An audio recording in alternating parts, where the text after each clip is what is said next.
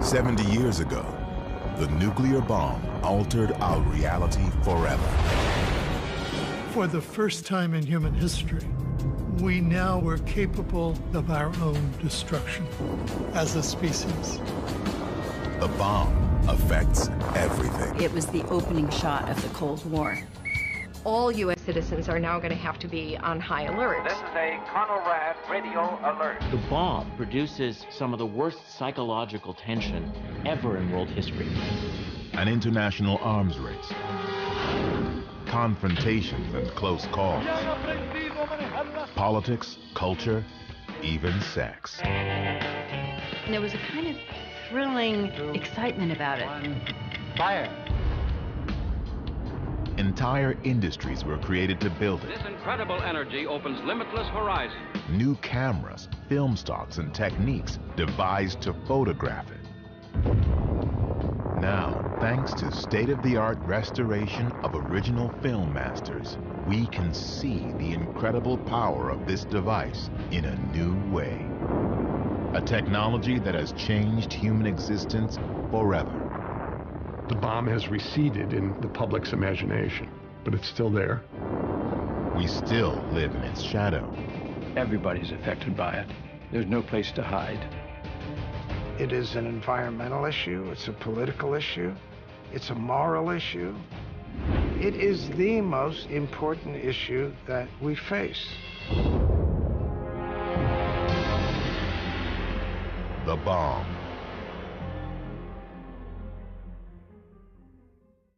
The Bomb was made possible in part by contributions to your PBS station from viewers like you. Thank you. It first appeared in the New Mexico desert, a place the Spanish called Jornada del Muerto, Journey of the Dead. Here, miles and miles from anywhere, the bomb came to life. The exact spot is inaccessible, hidden inside a 3,000 square mile weapons range. But for a few hours once every year, it's open to the public. Thank you. I'll be like Mike Tyson. They come from all over, like pilgrims to a shrine, to see and stand in the spot where the nuclear age began. Where the modern era started. It's probably what it is, turning point. Ground zero, where it actually happened. Well, it's world history too. It changed everything. The bomb that was tested here 70 years ago turned night into day and set the world on a new and dangerous path. It was a beginning that would lead to over 1,000 nuclear explosions through 5 decades. Test after test in desert landscapes, on tiny islands.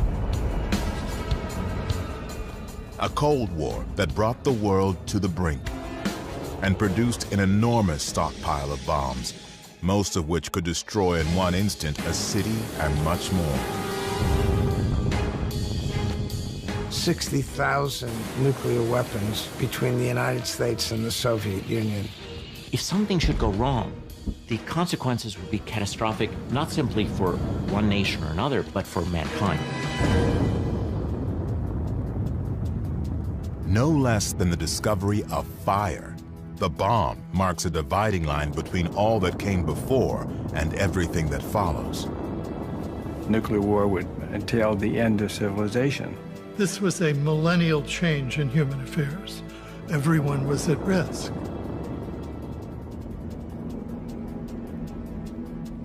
The force that first appeared on this spot, a power greater than we can imagine. Where did it come from? How did it all start?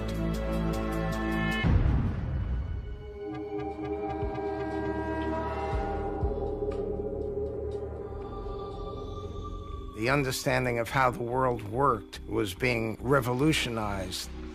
And in 1938, in Germany, and it's important to emphasize in Germany, the greatest revolution of all occurred. In Berlin, two German chemists, Otto Hahn and Fritz Strassmann, discover that bombarding uranium with neutrons creates a different substance, barium. They have no idea why. But a friend, physicist Lise Meitner, suddenly realizes they have split the nucleus of the uranium atom, what she calls fission. Meitner publishes her conclusion in the scientific journal Nature. The news begins spreading through the international physics community. The implications of that were obvious to physicists all over the world. Out of a little bit of material, it can produce an enormous amount of energy. The timing could not be worse. Nazi Germany is on the rise. Adolf Hitler is about to start World War II.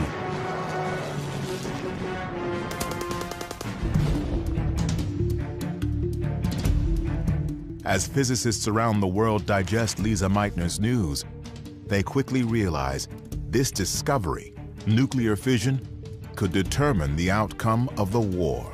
Uranium can be fissioned when hit with a neutron, producing a tremendous amount of energy. A lot of energy. Per Einstein's equation, E equals mc squared. Every physicist knew all over the world an atomic bomb could be built by the Nazis.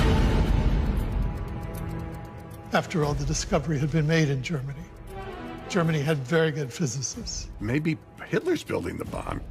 The threat of Germany getting a bomb first is so unthinkable. Hey, we're in a race with the Germans, perhaps. But so far, the race is only in the scientists' minds. No one else understands the danger of a bomb that doesn't yet exist. Physicist Leo Szilard is convinced the only way to stop Hitler is to get the bomb first. Szilard dictates a letter, a warning about the threat of a Nazi atomic bomb. And he thought that the best strategy would be to get Albert Einstein, the most famous scientist in the world, to sign a letter to the president, Franklin Roosevelt, and get things moving. Szilard's letter and Einstein's fame do the trick. President Franklin Roosevelt authorizes a project to research uranium.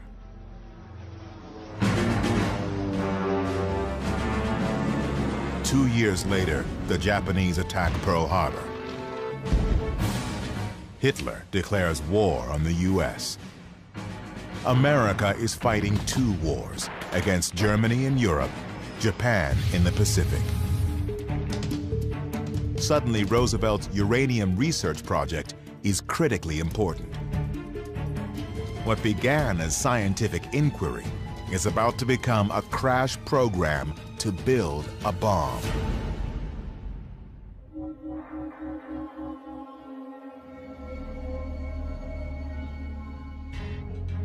The bomb had its roots in many places, all of them managed by the U.S. Army Corps of Engineers.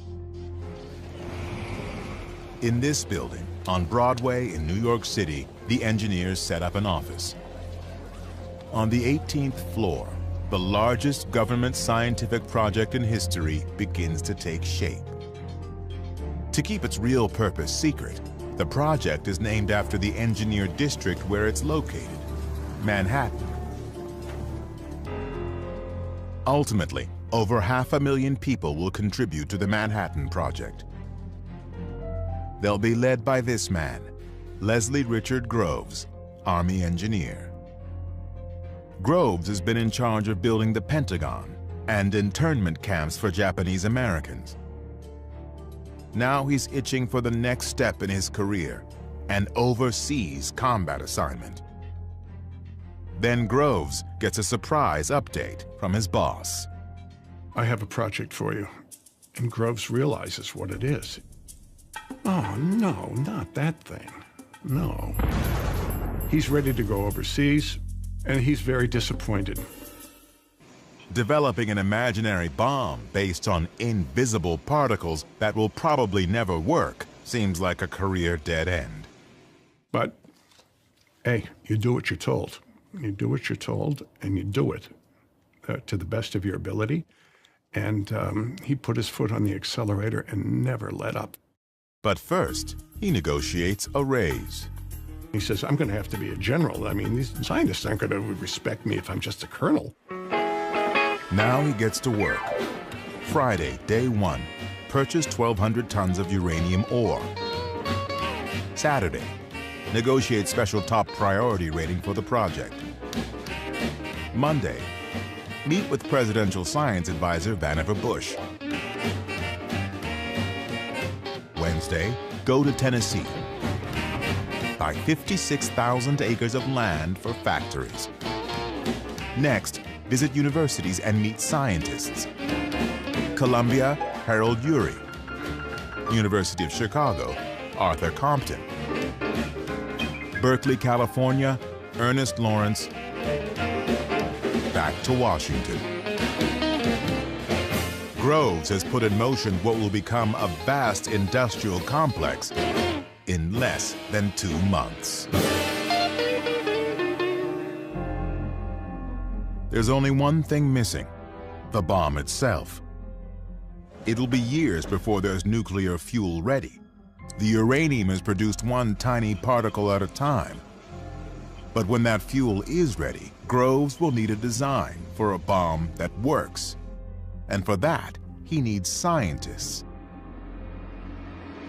He's been meeting plenty of them at Columbia, Chicago, Berkeley. No question they're smart, but they just rub him the wrong way. He's a military man, so we've got a clash of cultures here. Groves was a very smart man and knew a lot about a lot of things, but he didn't know much about physics. He also had a pretty thin skin about people looking down on him who had PhDs, which he didn't have. Eggheads. He thinks that these guys are up in the clouds. They're not very practical. Their politics are, for the most part, suspect. They talk too much. What about security here? This is going to be a big secret here.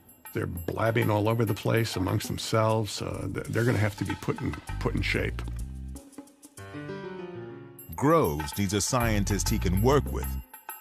Someone who can turn theories into a working bomb, and run a lab, and manage a team of the most brilliant and cantankerous minds ever assembled in one place. Against the advice of most of the senior physicists in America, he chose Robert Oppenheimer. Oppenheimer? Oppenheimer ran graduate seminars of 15 people. That was it. He couldn't run a hamburger stand. I mean, he had no administrative record. Groves' security people were totally against Oppenheimer. They were appalled. His wife's a communist, his brother's a communist, his sister-in-law's a communist. And yet, the no-nonsense general senses something in this brilliant dreamer that strikes a chord. Oppenheimer was very good at explaining things. And Oppenheimer explained things so beautifully and so respectfully to General Groves that Groves just was dazzled and decided, this is my man. It was a brilliant decision and insightful.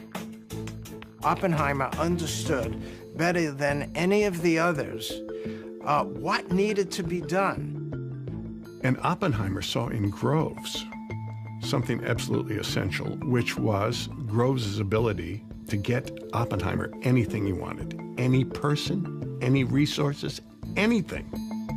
General Leslie Groves and Dr. Robert Oppenheimer, complete opposites, yet each in his own way a virtuoso, together are made for this moment. The two of them were bound together, and both saw in each other what I call the route to immortality.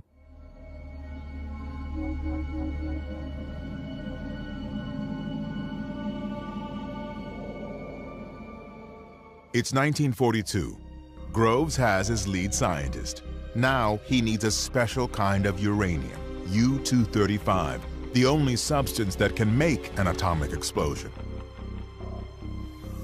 Natural uranium, U-238, won't work, and that's a problem. The uranium that you dig out of the ground has only about 0.7% U-235. So we then had to figure out a way to separate U-235 from U-238.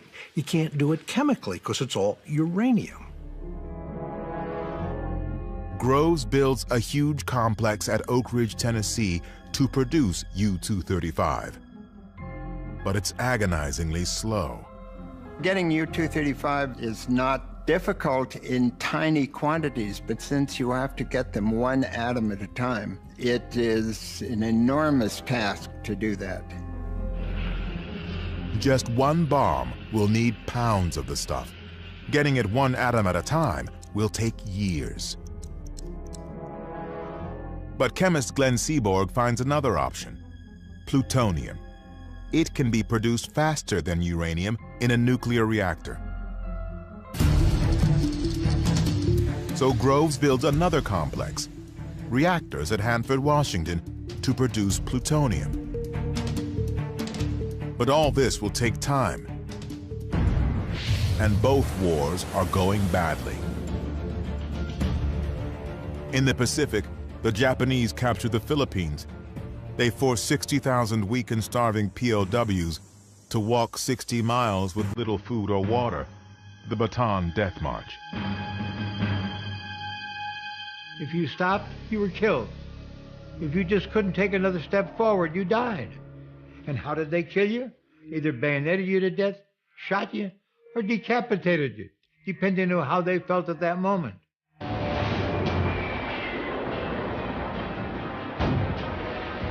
The war with Germany is just as bad. German U-boats are creating havoc in the Atlantic. Hitler's armies occupy Europe, North Africa, and are hammering the Soviet Union. And no one knows how close the Nazis are to an atomic bomb. Groves is, of course, consumed by this question of what the Germans are up to. The Nazis are already committing unspeakable atrocities. If Adolf Hitler gets the bomb, he will be unstoppable.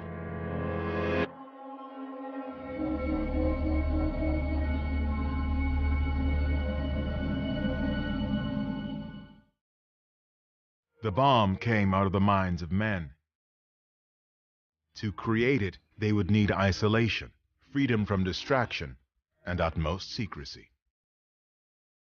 Here, deep in the Jemez Mountains, they could think their thoughts, work numbers, follow the equations. Los Alamos, New Mexico, where the scientists worked, was created by and for the bomb. Today, only a few traces of its beginnings remain. An old mess hall, an army barracks, Robert Oppenheimer's house, the main lodge of what was once a private boys' school. In 1942, Oppenheimer tells Groves this is the perfect place for a secret laboratory.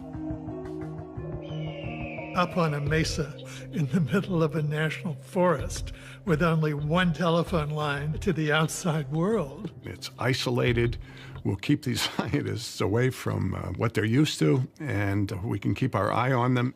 So they close the school, boom, and we can get going right away.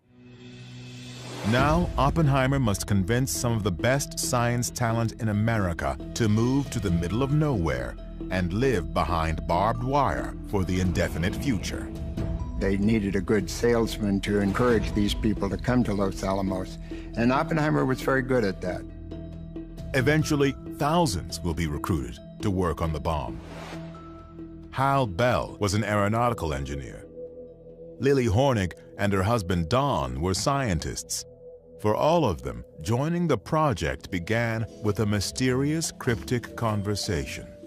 Here's this major sitting behind a desk, and he said, I have a very neat job for you, but we only take volunteers.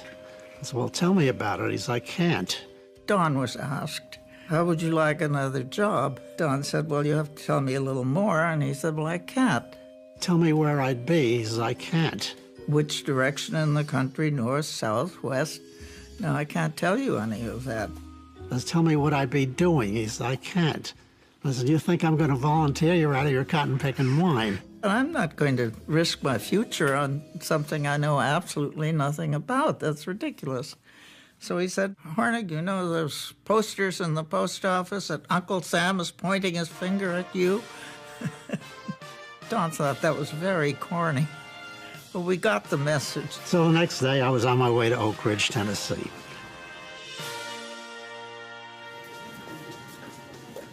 Yet even in the midst of a national emergency, some assets are ignored. The women at Los Alamos ran the schools, the libraries, they did a lot of the calculations, but this was a male environment. Some women do work as typists and machine operators, but of more than 400 scientists at Los Alamos, less than 10 are women. Lily Hornig is one. They said, how fast do you type? And I said, I don't type. And they said, what makes you think you can have a job? I said, I'm a chemist with a master's degree and a year of work experience. And eventually they turned up a job in the chemistry division. So they took some women, but they made it very clear that we were not top drawer. The first lesson everyone learns is secrecy. Officially, Los Alamos doesn't exist. It's called Site Y, or the Hill. The bomb is referred to only as the gadget. You only need to know enough to do your job and no more. And don't be inquisitive about anything more.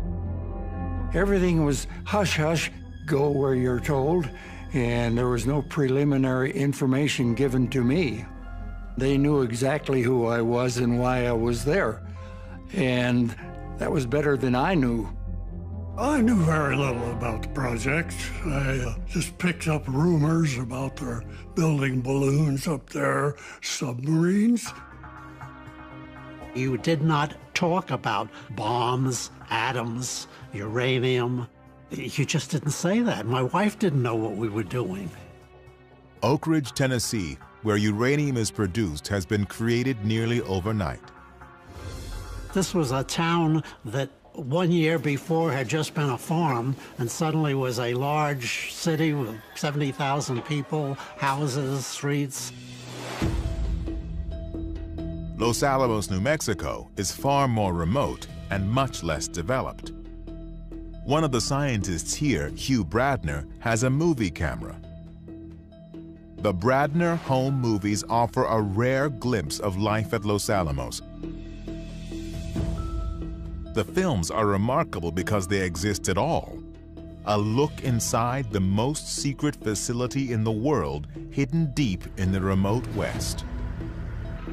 Many of these people had come from, urban academic places, and here they were living a rather primitive life. The living conditions were rough Western. You could turn on the water tap and worms were as likely as water to come out. There was mud during the rainy season. On the other hand, there were parties, and Oppenheimer was a great lab leader, and the punch was spiked with 100% lab alcohol. So it became exciting. Their average age is 25, and they know their work may be the only thing that can prevent a Nazi atomic bomb. I came to this country at the age of 12 from Hitler, Germany, and my motivation was very much tied to that. All of them were told that they could shorten the war through their efforts, and that was enough to know at the time. By spring 1944, they have a design. It resembles a gun. 2 chunks of nuclear fuel will be slammed together, creating a critical mass and a nuclear explosion. It's simple, but there's not enough fuel to test it. Uranium production is so slow it will take years to make enough for just 1 bomb. Since plutonium can be produced faster, it is the key to making multiple bombs. The success of the entire project depends on making plutonium work. But when physicist Emilio Segre gets the first tiny sample of plutonium from Hanford, he makes a devastating discovery. A plutonium gun bomb will melt, not explode. The gun-type plutonium bomb will not work. It was a disaster. There was just enough uranium for one gun bomb. If you couldn't use plutonium, there would only be one bomb. Maybe this whole $350 million is going to go for naught because plutonium won't work. Oppenheimer really considered resigning from Los Alamos at that point. It's a dead end. Los Alamos scraps the plutonium gun design and starts over. After years of work, they can only count on one uranium bomb. It's summer 1944. The Allies have invaded France, but the outcome is still in doubt. Nazi scientists are introducing frightening new weapons. The world's first jet fighter, a cruise missile, and a supersonic rocket. They could be close to an atomic bomb. We knew they were working on it, but we didn't know how far along they were. The war could be lost if Germany got it first. In Los Alamos, they've got a new approach, a possible way to use plutonium: implosion. Usually an explosion is outward. This time they're going to push a ball of plutonium and compress it. Taking a ball of plutonium and using explosives to compress it might be impossible, but it's their only hope.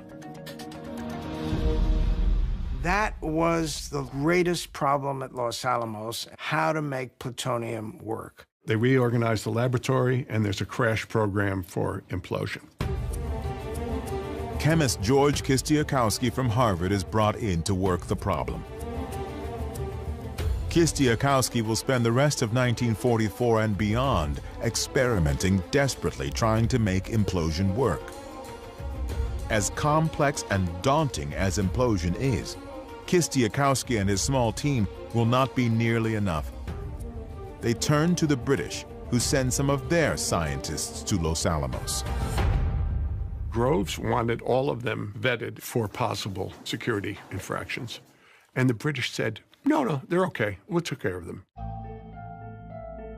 Among the new arrivals is a quiet and strange refugee from Germany. His name is Klaus Fuchs. He was a very good physicist. He made interesting suggestions, very cooperative, but a sort of an odd guy, and he made me uncomfortable. Although no one seems aware of it, besides being brilliant and odd, Klaus Fuchs is a dedicated communist. In a few short years, his presence at Los Alamos will come to haunt Groves and Oppenheimer.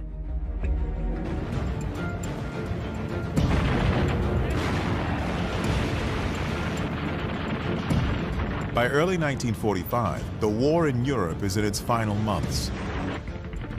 Nazi Germany is being squeezed between Americans, British and French on the west, and Soviets on the east.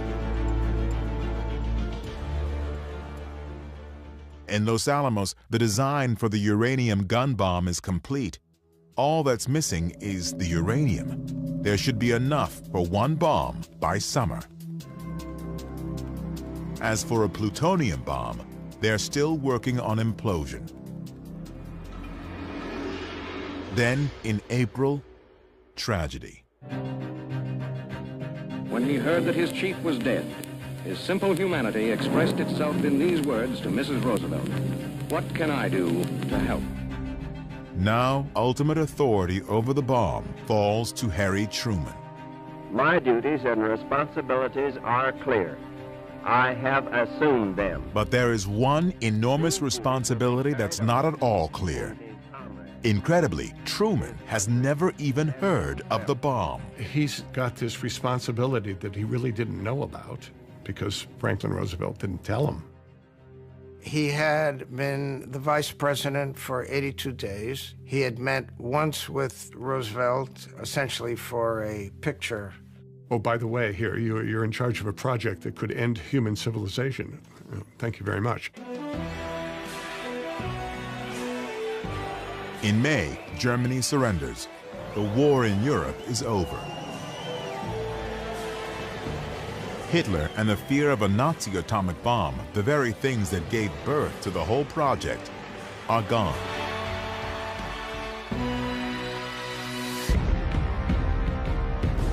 But in the Pacific, the war against Japan is still raging.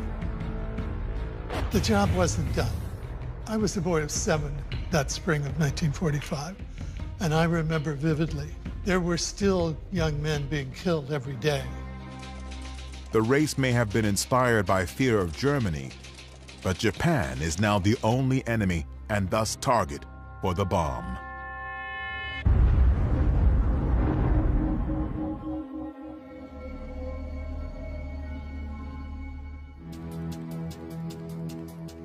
The very first bomb was called the Gadget.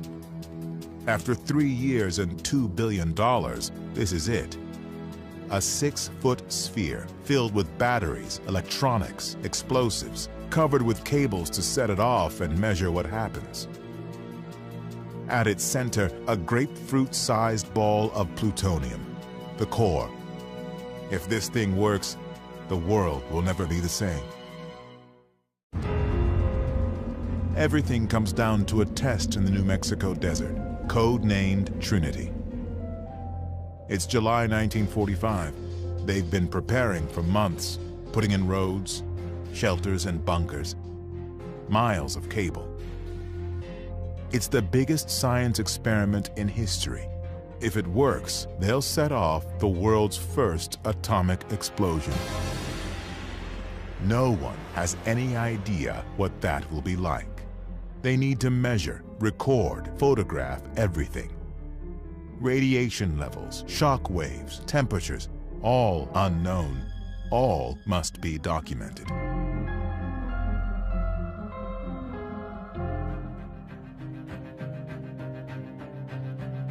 Thousands of miles away in Potsdam, Germany, President Harry Truman is negotiating with Stalin. Does he have an atomic card in his hand? It all depends on the Trinity test. Back in New Mexico, George Kistiakowsky has discovered a problem. It looked as if the bomb might be a dud. Since they had poured the explosive and it was hot when it was poured, there was the possibility there would be bubbles in there. So Kistiakowsky decided he had to fill those bubbles with liquid explosive. Now Kistiakowsky must drill holes in the explosive and carefully fill each bubble. The outcome of the test depends on his fix, and there's no way to know if it will work. There was a test on July 14th, a full-up explosive test, that went really bad, which then made him worry even a little bit more. They are out of time. All they can do is press on and hope. They'll hoist the bomb to the top of a 100-foot steel tower. They pile mattresses under it, just in case. Thousands of people, years of work, are on the line. The last crucial piece, the grapefruit-sized plutonium core, a $350 million box, is delivered by car from Los Alamos. In Potsdam, Truman waits. The test is scheduled for tonight. It begins to rain. We're going to have to postpone this thing. So there's great nervousness. Most everybody really had a knot in their gut about all the electronic connections and there's a zillion things could go wrong. The weather looks bad, but Groves refuses to give in. And Groves becomes his own weatherman here and decides, we're going to have this test at 5:30. It looks as though it might clear just enough to get the test in. Dawn was just beginning to break. we heard the countdown. 10 seconds. It's July 16th, 1945. 3 years, hundreds of thousands of people, the futures of Groves and Oppenheimer. Their careers involved. There's $2 billion spent. 7. Unproven science, a president waiting, a chance to end the worst war in history. 3. Will it work?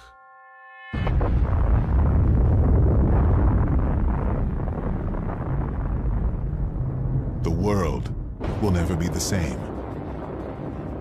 No one who was there will ever forget it. Couldn't believe that I would see it when I had my eyes closed.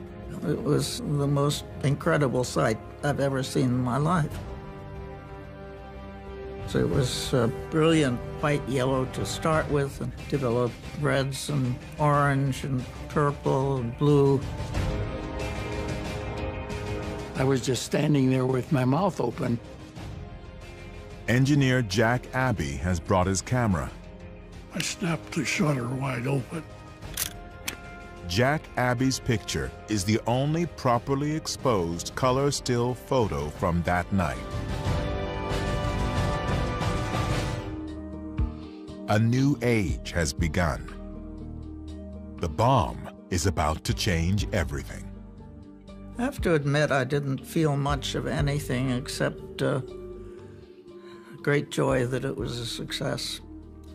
It was really later that we all began to think more about it. The thing worked. And there is plutonium flowing from the Hanford reactors to Los Alamos. Groves now knows they can make implosion bombs as fast as plutonium is produced. In Potsdam, Truman gets the news. What to do about the Russians here? Should we tell them? What's going to happen after the war? Truman tells Stalin the U.S. has a powerful new weapon. Stalin barely reacts, because he already knows. Klaus Fuchs has been telling the Soviets all about the bomb. Stalin and the people closest to him were very well informed about the progress of Manhattan Project. And that's partly why at Potsdam, Stalin kind of just looks at them and doesn't say much. Back in the U.S., now that the atomic bomb is a reality, some scientists are having misgivings about using it. Leo Szilard, who warned of a Nazi bomb, drafts a petition to the president urging him to consider the moral consequences. Offhand, I'd have to say the scientists were probably about evenly split for and against. Scientists also worry that using nuclear weapons now will put the U.S. in danger after the war by encouraging Stalin to pursue the bomb. They thought if they are used, they are likely to precipitate a nuclear arms race with the Soviets. Some scientists urge a demonstration of the bomb to give the Japanese a chance to surrender. But to the Japanese, surrender does not seem to be an option. They send kamikazes, suicide pilots, against U.S. ships. In battle after battle, their soldiers kill themselves rather than be captured. The U.S. is now firebombing their cities. 100,000 Japanese die in one night in Tokyo alone. Their war is hopeless, yet they still refuse to surrender. The next step seems unavoidable. Invade Japan itself. Thousands of Americans and perhaps millions of Japanese will likely die. For Harry Truman, the bomb seems by far the lesser evil. I may be faced with an actual land invasion of Japan. So if there's anything that can shorten the war before that and prevent it, I'm for it. On July 26th, the Japanese are given an ultimatum: surrender unconditionally or face destruction. The Japanese were not interested in unconditional surrender. They wanted their emperor to remain in power. They wanted to oversee their own war crimes trials. They did not want U.S. occupation of the home islands. The Japanese reject the ultimatum. Now, all the pieces fall into alignment. Japanese leaders who cannot bring themselves to stop. A massive science project that has spent $2 billion racing to create the bomb. A president facing a horrific battle who suddenly sees an alternative.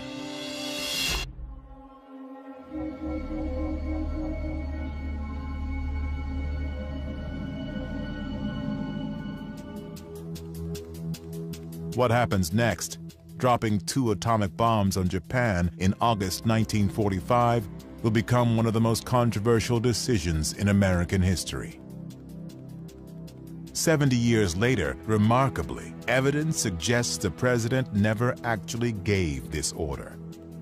Now that it's ready, it may be harder to stop the bomb than to let it go. There is a question about whether or not Truman ever really authorized the use of the bomb, and it's my argument that he never did, that there was so much momentum built up that Truman, new to the job, decides not to interfere with ongoing plans. On Tinian Island in the Pacific, the uranium gun bomb, nicknamed Little Boy, is ready. It's never been tested, but it's so simple that they are sure it will work. The bomb is loaded into the B-29 Enola Gay. A few hours before dawn on August 6th, the plane takes off. It flies 1,500 miles through the night. At 8:15 a.m. over Hiroshima, it drops the bomb.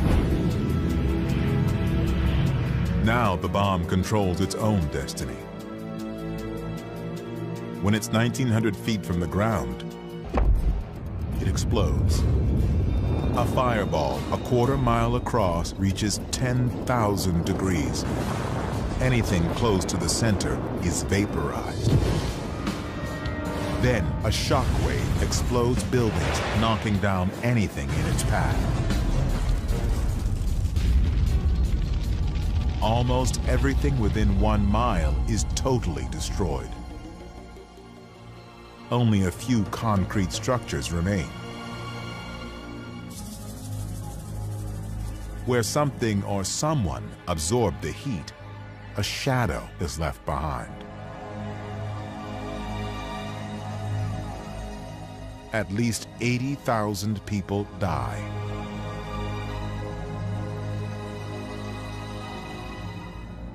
Other bombings have killed more people. What's new about Hiroshima is how easy it was. 1 plane, 1 bomb. And still, even after this, the Japanese will not surrender. The shock of the first bomb didn't quite do it, actually. They couldn't even at first accept that Hiroshima had been bombed. The Japanese have their own plan to end the war. Behind the scenes, they have been secretly talking to the Soviets, hoping the Russians will broker a deal with the US, a conditional surrender. But 2 days later, the Soviet Union declares war on Japan.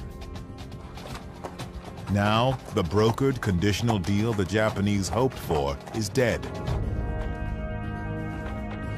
But there's still no sign of surrender.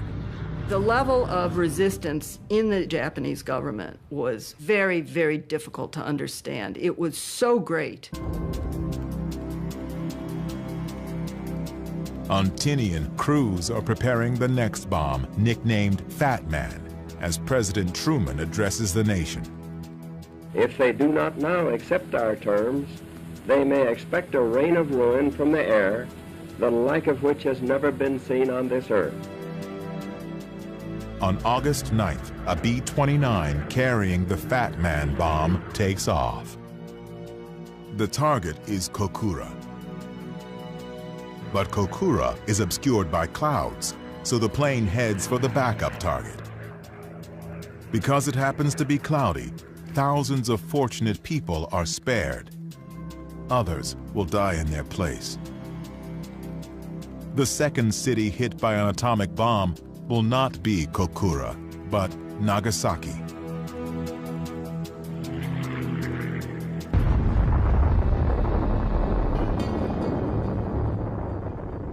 Nearby in POW Camp 17, Lester Tenney sees the explosion.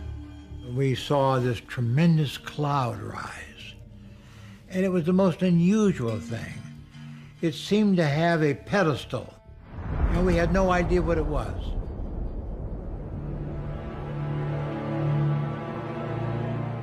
Up to 70,000 people are dead. Even now, after the Soviet invasion and 2 bombs, Japanese leaders still cannot agree about surrender. The Russians invade them, they still do not surrender. The second bomb was dropped, and then the emperor decided to surrender. Even then, the Japanese army did not want to. Nothing speaks well for the Japanese. Nothing. The emperors and his advisors were callously uninterested in the lives of their citizens that were being lost. They just did not care about how their people were suffering. While the Japanese leaders try to make up their minds, Groves is planning more atomic attacks. The orders for the bomb are to keep using them as made ready, that very important phrase. So the bomb after Nagasaki if necessary, and a bomb after that if necessary, and a bomb after that if necessary. They will drop atomic bombs as fast as they are built, 3 or 4 a month. And finally, Truman said, enough. No more until the president authorizes them.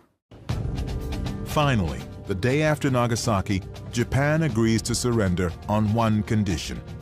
They keep their emperor. I have received this afternoon the unconditional surrender of Japan. Truman agrees, though he calls it unconditional. No qualification. That was Japan's hope, was to surrender conditionally, to have some say in how it would happen. In POW Camp 17, the prisoners sense something's up, but they don't know what. Lester Tenney tries a daring experiment. Speak to a guard without bowing. Now, if you saw a Japanese guard 2 blocks away, you better stop, turn to him and bow, or you're beaten. And so I went outside and saw the Japanese guard right out there. And I just walked up to him, and in my best Japanese, I just said, "Konnichiwa, Tomodachi." And I never did stop and bowed. And he stood at attention. And within a matter of 5 or 6 seconds, he bowed to me. He bowed to me. The war is over. The war is over, period, just exactly like that. On September 2nd, 1945, Japan signs the surrender documents. World War II is over. The war was finally over. We were so relieved. It's official. It's all over. It's total victory.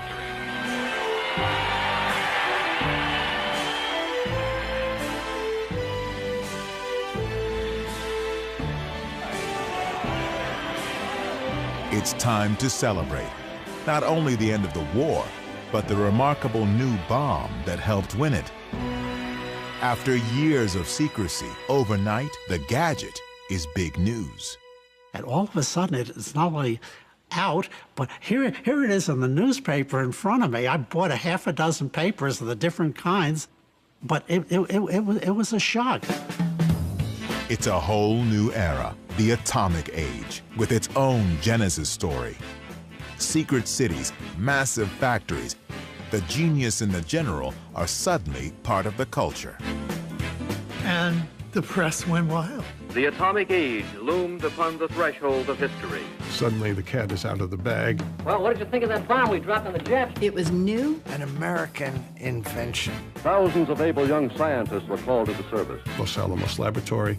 A secret laboratory in New Mexico was work, work, work, and more work. Here it is, General Groves. Plutonium. Plutonium. Uranium. Releasing unimaginable force. The basic power of the universe.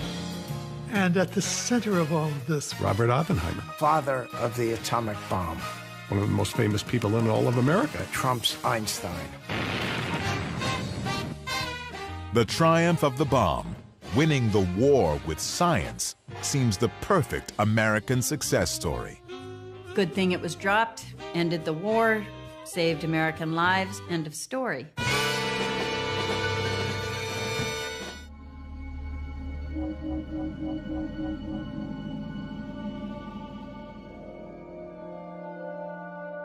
The bomb seems to have brought an answer for how to end the war, but it has also raised questions.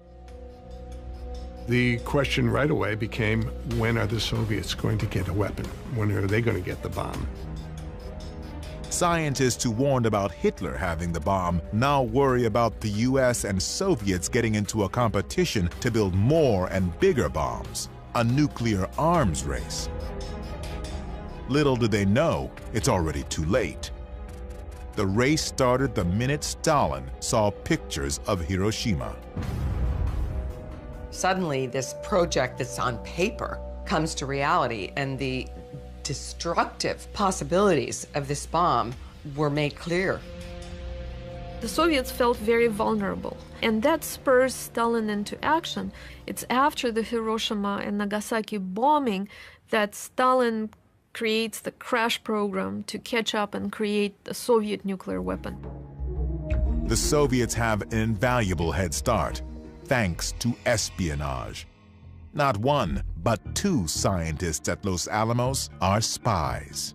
Klaus Fuchs, who was German, and another spy who was an American, a graduate student at Harvard named Ted Hall. Having two independent sources inside Los Alamos is an incredible espionage coup.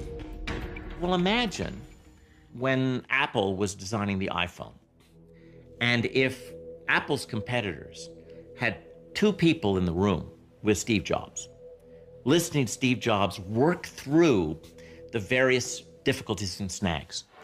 They don't have to make the mistakes that Steve Jobs is making. That's what made Fuchs and Hall so valuable and so extraordinary in the history of espionage and in the history of science. No one in the US has any idea how close the Soviets are to getting the bomb.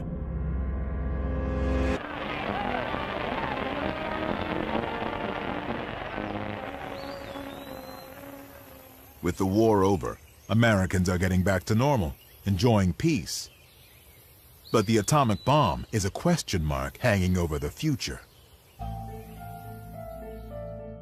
The Manhattan Project is still in place. What to do about the bomb, how many we have, how many to build. At the secret laboratory in New Mexico, the scientists are anxious to go home to their universities. You had a group of young professors who had good jobs to go back to in academia, and you had young students who had not yet completed their studies. You got to remember, they're living here in little wooden shacks with coal stoves, eating bad food on mud streets. So as soon as the war ended, everybody left. The town dropped from 4,000 people to like 1,000 people in just a matter of weeks. Robert Oppenheimer, whose vision created Los Alamos, is one who leaves. The lab he built now seems destined to fade away.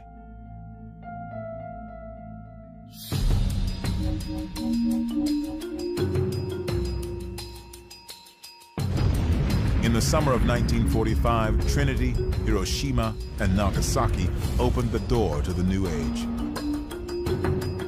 But it won't be until a year later, in the summer of 1946, that major turning points will determine the future of the bomb. We are here to make a choice between the quick and the dead. It begins in June at the United Nations, when the U.S. offers the world a plan to get rid of the bomb. 1, manufacture of atomic bombs shall stop. 2, Existing bombs shall be disposed of pursuant to the terms of the treaty. America will give up its atomic bombs if other countries pledge not to build them and agree to inspections. It's an idea that will become known as trust but verify. The Soviets refuse to pledge anything unless America gives up the bomb first. The battle to save mankind from destroying itself is still deadlocked. It is later than we think. Debate will continue for months. It's late June 1946, and the nuclear arms race will soon explode. Time now is measured in seconds. 5, 4, 3, 2, 1, fire! Just a few weeks later, a huge fleet of warships is sent to the bottom of the Pacific Ocean by the atomic bomb. Today, they still lie where they sank, Bikini Lagoon. Here, in July 1946, the public would be invited to witness an atomic explosion for the first time.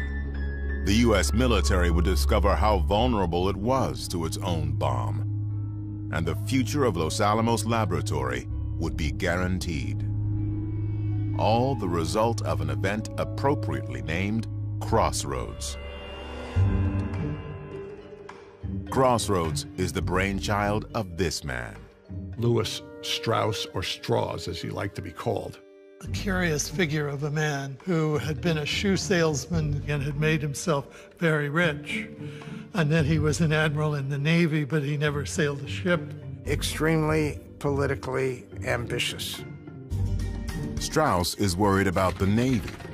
How will the new atomic bomb affect its future? Historically, what did we have in the country? We had an army and a navy.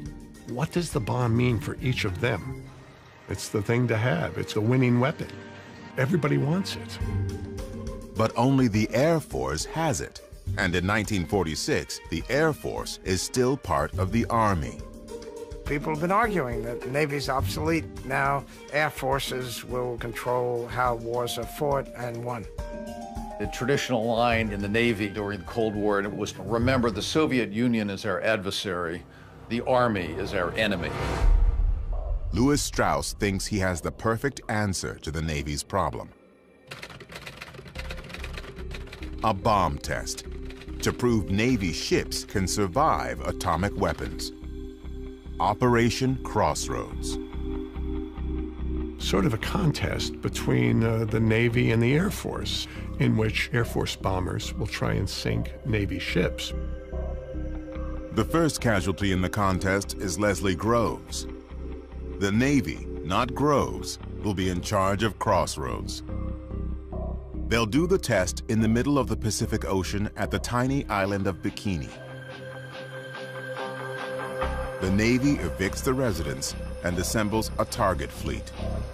Over 90 captured German, Japanese, and surplus U.S. warships will be bombed. There'll be 3 explosions, Able, Baker, and Charlie. 1 in the air, 2 underwater. Crossroads is a huge operation.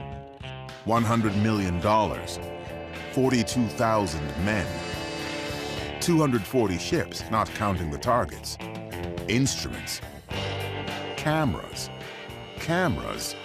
and more cameras. Film, miles and miles of it. Animals, so doctors can study what the bomb does to living creatures. And reporters from all over the world. It was a show. It was a spectacle. At last, all was ready for Able Day, tentatively set July 1st, 1946, the show begins. Dave's dream is roaring down the runway, engines singing. For the first test, Able, they'll drop the bomb from a plane. Bomb bay doors are open. The plane approaches. The bomb is dropped.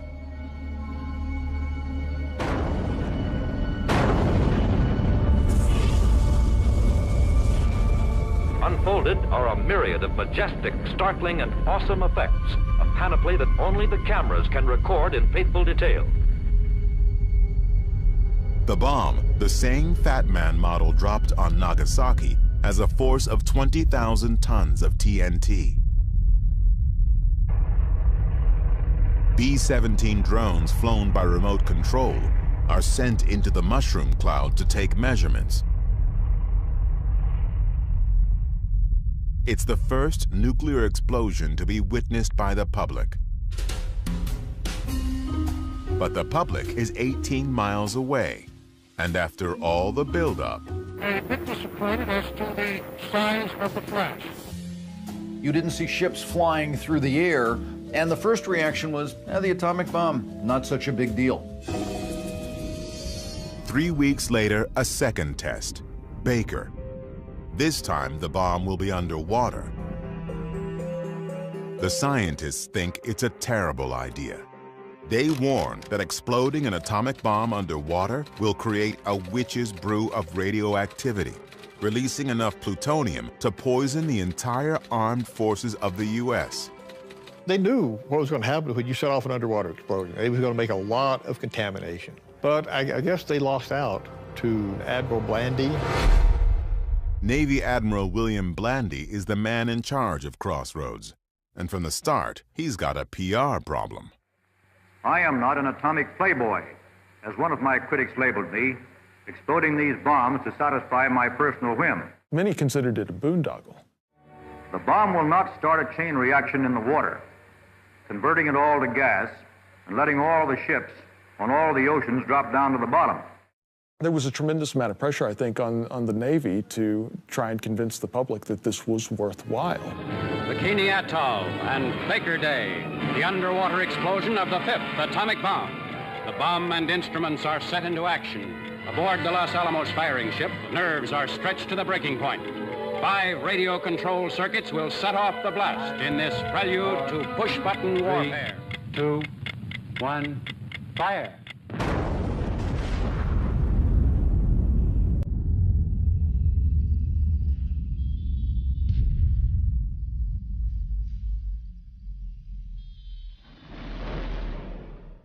An underwater shock wave is clearly visible. In the first 1 second, 2 million tons of seawater are lifted into the air. As the water rises, it creates a column nearly a half-mile wide. Now it starts to fall back. The water falling out of the sky creates a base surge, like the mist at the bottom of a waterfall. The surge, nearly 1,000 feet tall, completely envelops the target ships. No one has ever seen anything like it. The sheer power and magnitude of the atomic bomb. But so far, despite 2 of these bombs, the results look pretty good for the Navy. 75 ships survived, less than 20 sunk. The Navy felt that they came out of it with flying colors, and Blandy said, yes, the Navy can withstand the atomic bomb. The Navy plans to put sailors on these ships and sail them triumphantly back to the U.S. But there's a problem. At first, there seemed to be little damage, but succeeding days told a different story. The 1,000-foot-high wave of water that drenched the ships was highly radioactive. The ships are now contaminated. Geiger counters rattle wildly. The area is loaded with death-dealing gamma, neutron, and other lethal rays. And there is no complete protection against this terrifying invisible killer. At first, the Navy simply doesn't believe it. You can't smell radiation, you can't feel it, and these Navy guys were just going to get back on their ships and survive the bomb. Now they have no idea what to do. The ignorance was rampant. There was no real plan for decontamination. They try hosing down the ships with seawater. Trouble is, the seawater itself is now highly radioactive. And when the sailors go back to their own ships to change clothes, they contaminate those ships too. The man in charge of radiation safety, Army Dr. Stafford Warren, tries to cancel the operation. Stafford Warren doesn't want the sailors back on the ships, but it's pretty hard to go up against the entire U.S. Navy. In desperation, Stafford Warren gets a fish from the lagoon and places it against a piece of film. The fish is so radioactive, it exposes the film all by itself. The glow was produced by the exposure of the film to radiation. Finally, Admiral Blandy and the Navy are convinced. Crossroads is halted. It's been called the world's first nuclear disaster. Only 9 ships are ever successfully decontaminated. Most of the rest are towed away and deliberately sunk.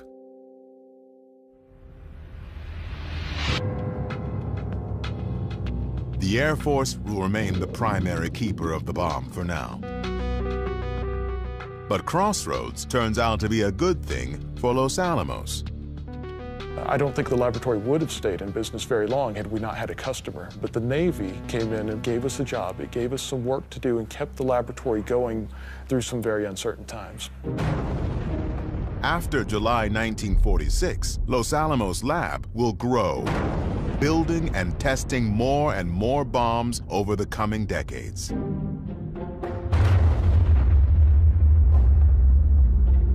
Crossroads also becomes part of popular culture. Even today, the Baker shot remains the most enduring single image of the power of the bomb.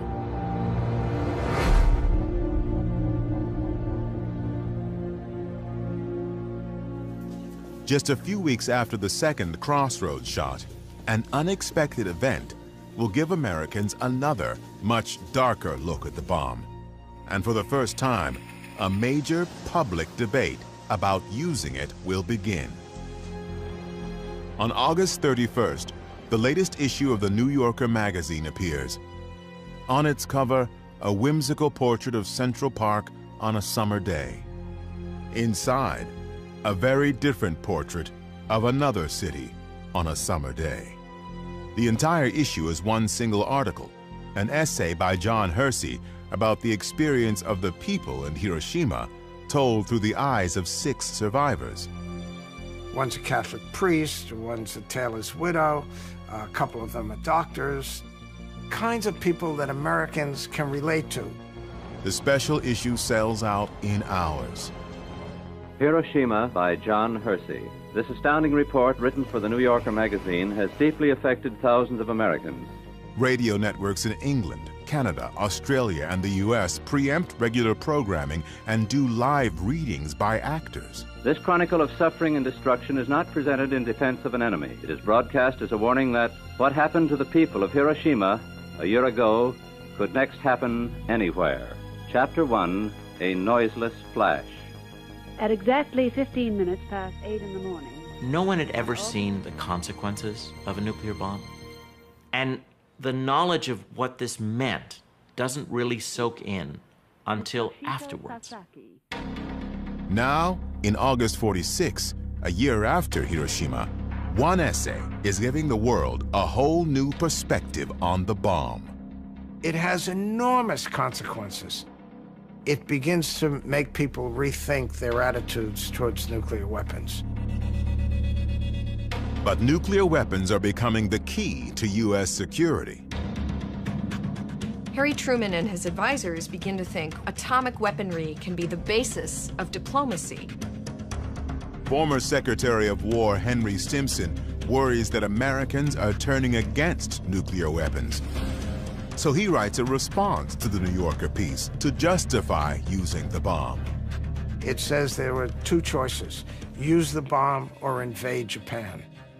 And it is a false framework. There were alternatives to both the bomb and an invasion.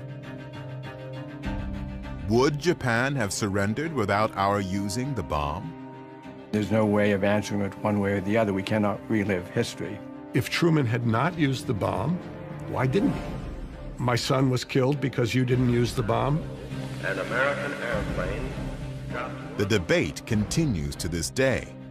All that is certain is that life in the atomic age is turning out to be more complicated than it seemed when the bomb first appeared.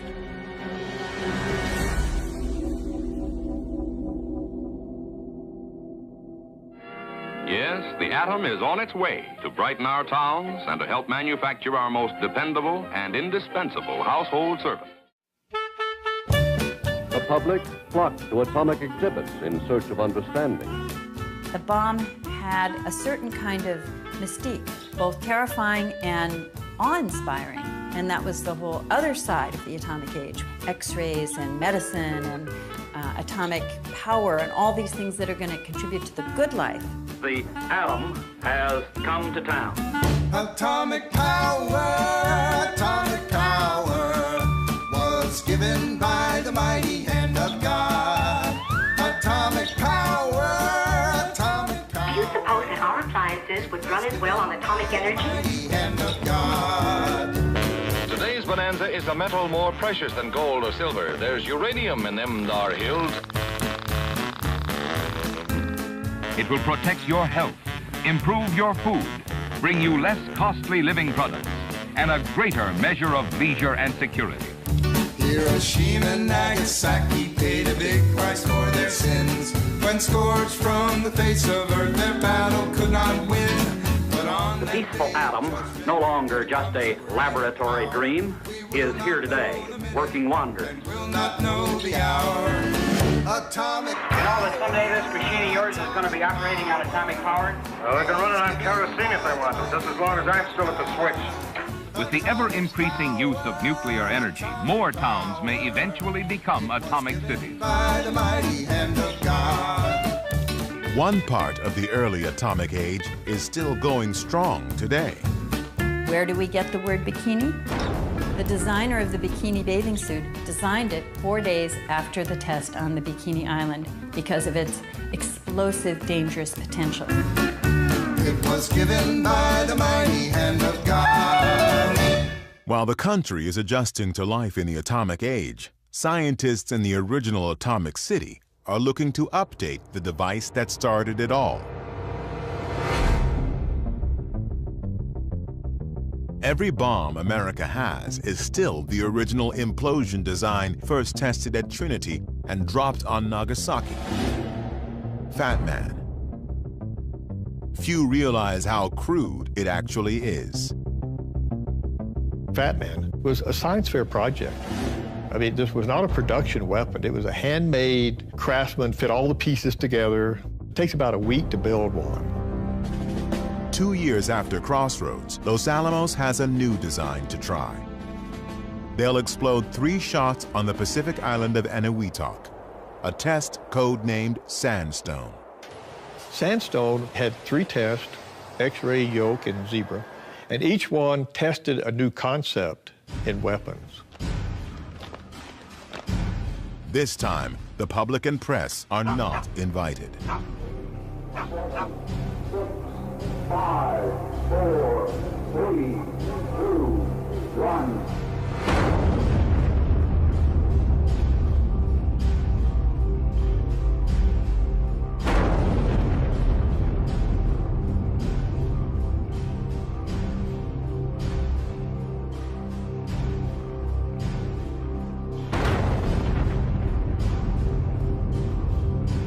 Sandstone is the end of an era. In January 1947, the bomb is put under civilian control, administered by the Atomic Energy Commission, AEC. They replaced the handmade Fat Man with a new model, the first mass-produced nuclear weapon. And they open a new lab to build the bombs Los Alamos designs. It's the beginning of America's nuclear weapons complex, a massive juggernaut that will drive bomb-making and testing for decades, through multiple administrations to the end of the Cold War.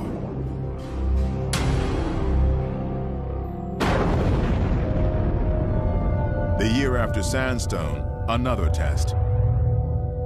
But this one isn't at Bikini, Eniwetok, or New Mexico. It's in Kazakhstan. To the immense surprise of everyone, the Soviet Union tested its first atomic bomb, and the balance of power was suddenly and dramatically shifted. Testing the atomic bomb in the Soviet Union was very important because this is about balancing. If you have this possibility, you're feeling yourself much safer. Psychologically, we are now on the same level with the United States. Now, the United States cannot dictate to us. If the power of the atom was God's gift to America, well, now he had given it to our enemy too. It was a very, very scary moment for the United States. How to respond now to the Soviet Union having a bomb? We need a quantum leap beyond the Soviets. We have to stay way ahead of them. Some believe the answer is hydrogen fusion, the same energy that powers the sun. A hydrogen or thermonuclear bomb could be far bigger than an atomic bomb. There would be no theoretical limit to the size of the bomb you could make. The leading advocate for the hydrogen bomb is physicist Edward Teller. Teller is kind of egotistical, and rightly so. He's a really smart guy. But he was kind of hard to get along with. An idea man. He'd have 10 ideas a day. One idea every month might be good, but he had 10 ideas a day. He was always taken with the idea of going the next step beyond an atom bomb to a thermonuclear weapon. And I give him a tremendous amount of credit for sticking with this and campaigning for this. But no one knows how to build a hydrogen bomb. It might even be impossible. We knew how to make atomic bombs. We could fill warehouses with them. But we didn't know how to make hydrogen bombs. Why would you stop producing a sure thing to work on something you didn't know how to do? Moreover, some scientists believe this is a chance to save the world by choosing to stop. This could be a turning point in human history. We can pursue the hydrogen bomb, but we don't have to. We can send a positive message to the international community. We can put pressure on the Soviets not to continue building nuclear weapons. Basically, we can set a good example. 2 months after the Soviet atomic bomb, a committee led by Robert Oppenheimer unanimously recommends against a crash program for a hydrogen bomb. Lewis Strauss and Edward Teller are outraged. But the decision is up to President Harry Truman. The debate over the hydrogen bomb involved the United States restraining itself without any ability to restrain the Soviets. The Soviets had proven that they could build a bomb. Well, that's a huge risk to take if you're President of the United States. The Soviets seem determined to expand. They already control Eastern Europe. In 1948, they cut off West Berlin, hoping to take that over as well. To Harry Truman, the answer seems obvious. Containment. Contain the Soviet Union. Don't allow it to expand. Don't allow it to grow or to gain any more influence. And if we do, you know, it's just going to creep and creep and creep until they'll be in our kitchens. We need to speed up our work with other countries in strengthening our common defenses. We are united in detesting communist slavery. At the end of January 1950, Truman announces the U.S. will build a hydrogen bomb. Truman decides to respond with an even bigger and more destructive weapon. And this is the start of the arms race. This is the start of the escalation that will last for decades. Just days after Truman approves the H-bomb, physicist Klaus Fuchs, who worked at Los Alamos, is arrested for spying. It suggested that this was sort of a leaky system, and we had to plug the leaks. It was a shock, and this was one of the first major events that set in motion the era of McCarthyism and the Red Scare.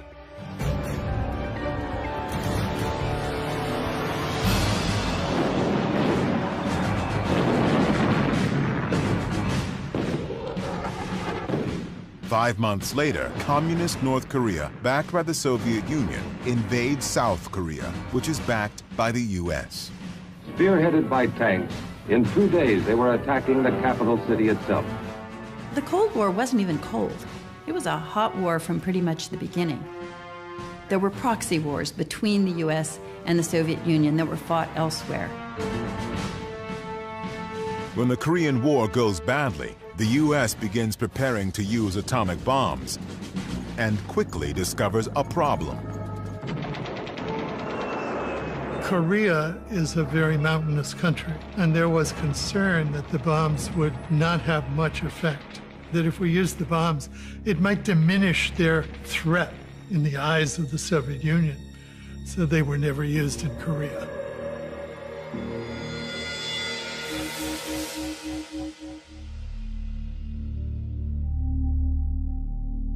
As the Korean War drags on, the Soviets are doing atomic tests with bombers.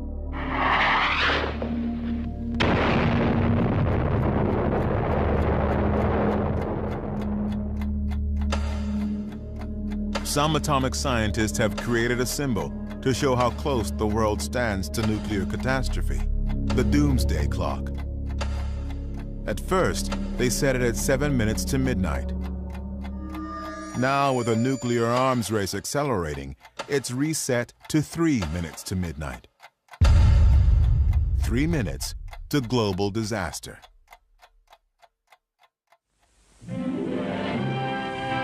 With the threat of Soviet bombers carrying nukes, Americans have to adjust to a new reality.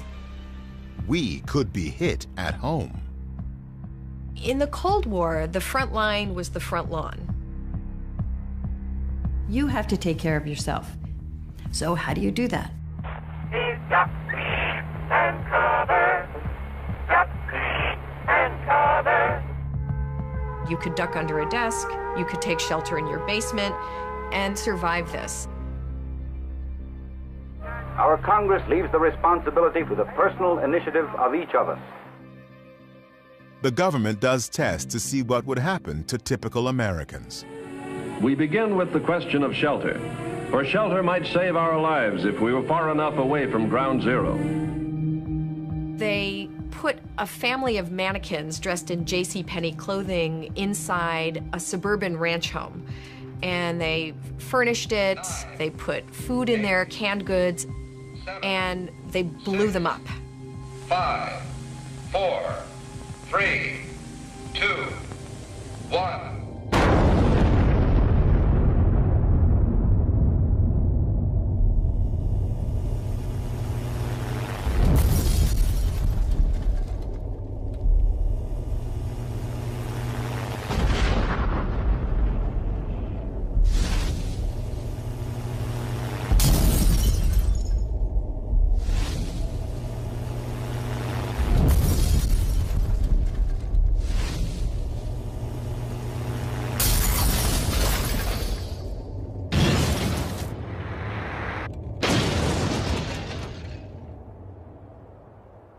In fact, the mannequins are blown into various states of dismemberment.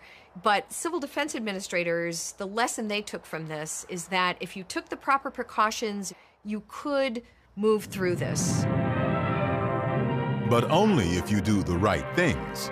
A house that's neglected is the house that may be doomed in the atomic age. A series of civil defense tests were made to discover the effects of atomic heat on American homes. The house on the right, an eyesore. Old, unpainted wood. And look at the paper, leaves, and trash in the yard. All the earmarks of untidy housekeeping. The house in the middle, in good condition, with a clean, unlittered yard. Let's see what happens under atomic heat.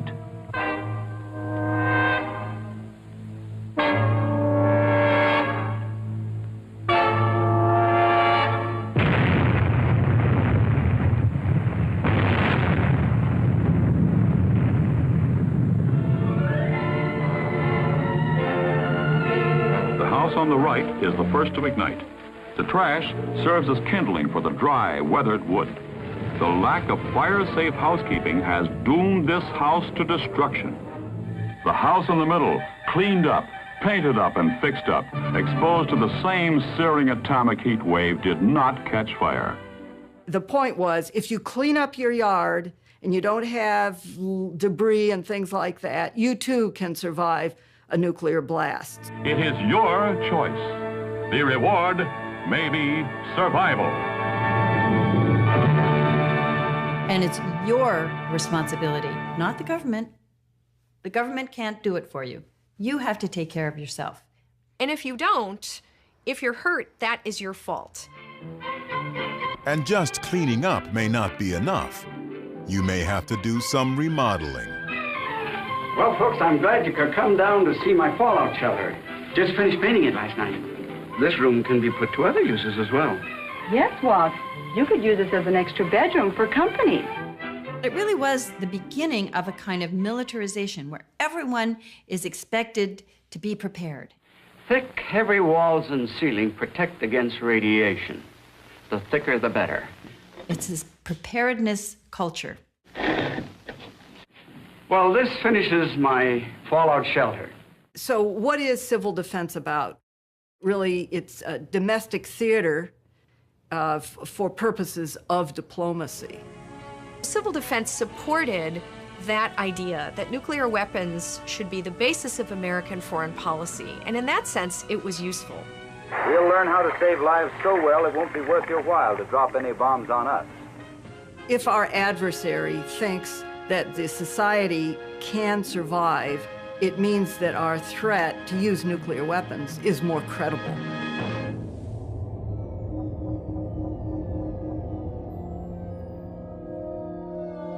Even as the government is trying to convince the public that nuclear war is survivable, in the Pacific, scientists are ready to test the first prototype of what Edward Teller calls the super, a hydrogen bomb. The test is secret, but documented in a now declassified government film. If everything goes according to plan, we'll soon see the largest explosion ever set off on the face of the Earth. The device is more science project than weapon, not so much a bomb as a building. The liquid hydrogen fuel must be chilled to 400 degrees below zero, so part of the bomb is a refrigeration plant. The whole thing weighs over 70 tons, all to see if the thermonuclear concept will work. This is the first full-scale test of a hydrogen device. If the reaction goes, we're in the thermonuclear era. It is now 30 seconds to zero time. Put on goggles or turn away. Do not remove goggles or face first until 10 seconds after the first light. 3, 2, 1, T-0.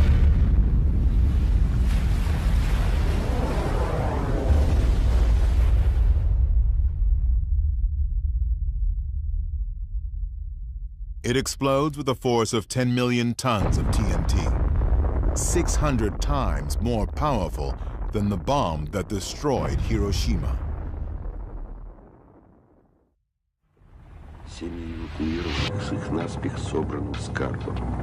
Just 9 months later, the Soviets explode their first hydrogen bomb.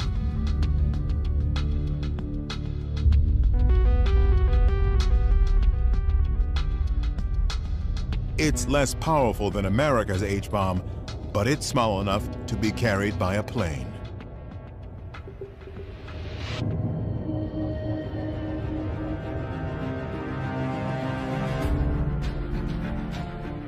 The Soviet Union has solidified control in Eastern Europe, acquired the atomic bomb, supported a war in Korea, and now has a deliverable hydrogen bomb. The U.S. is in the midst of a Red Scare, a quest to root out anyone who can be blamed for communist success. In this climate of fear and recrimination, Robert Oppenheimer is about to become a target, the victim of Louis Strauss. He is a horrible, horrible person. Really one of the evil men in this story. He's already looking for a way to attack Oppenheimer and humiliate him. Strauss has never forgiven Oppenheimer for opposing a crash program to develop a hydrogen bomb. When President Eisenhower makes Strauss chairman of the Atomic Energy Commission, he sees his chance for revenge.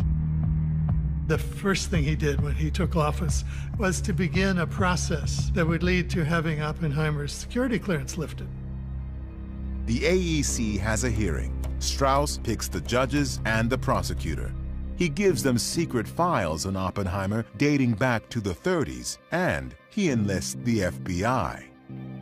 The FBI is tapping Oppenheimer's phone and his attorney's phone and feeding this information to the prosecutor. It is totally a kangaroo court. They went back over his life step by step, mistake by mistake. People come to his defense, people attack him. The women in his life. All of this communist past. And Oppenheimer got smaller and smaller and smaller, sitting in this hard chair in the middle of the security hearing.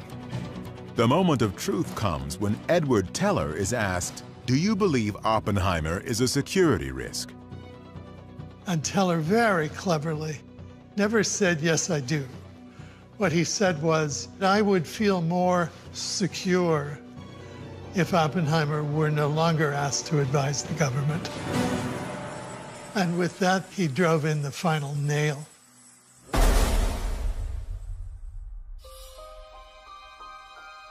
The father of the atomic bomb is stripped of his clearance, kicked out of government forever. You know, it was witch hunt time.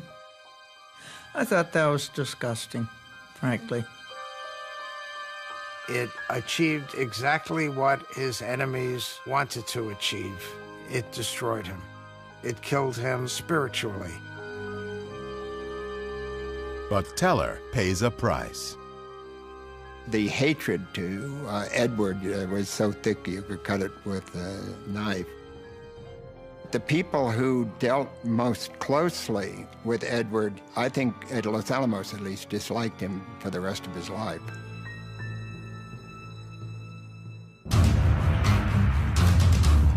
Even as the AEC is going after Oppenheimer, in the Pacific, another test. America's first practical H-bomb.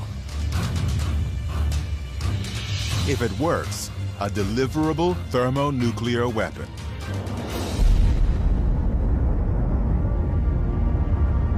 On March 1st, 1954, it becomes apparent that the bomb does indeed work.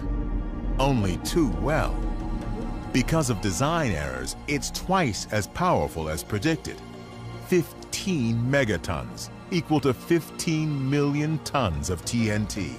Approximately 1,000 times as powerful as Little Boy. This is a massive, massive weapon.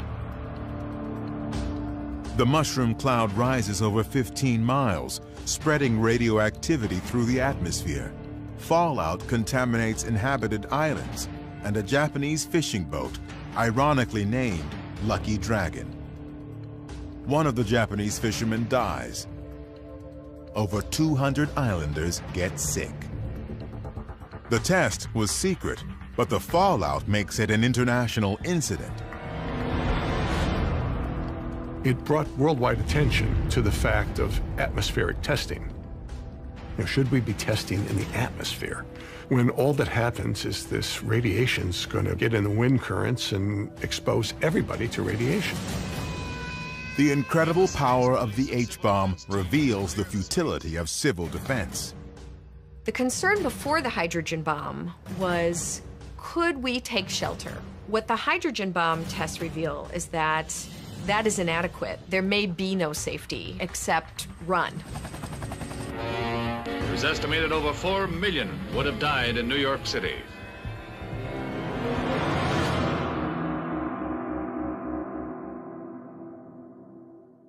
If surviving a Soviet H-bomb is impossible, the only option is to deter them from attacking in the first place. To do that, President Eisenhower creates a new policy. Any Soviet aggression will be met with massive nuclear retaliation delivered by the Strategic Air Command, SAC. The Air Force maintains part of its bomber fleet airborne at all times, prepared to proceed to specific targets. SAC is led by Curtis LeMay. LeMay realizes that the bomb has forever changed war. He saw very early that wars would last for days or even hours, and everything had to happen right up front. LeMay plans a massive first strike on the Soviet Union, what he calls a Sunday punch. Ready to go at a moment's notice, his crews drill constantly.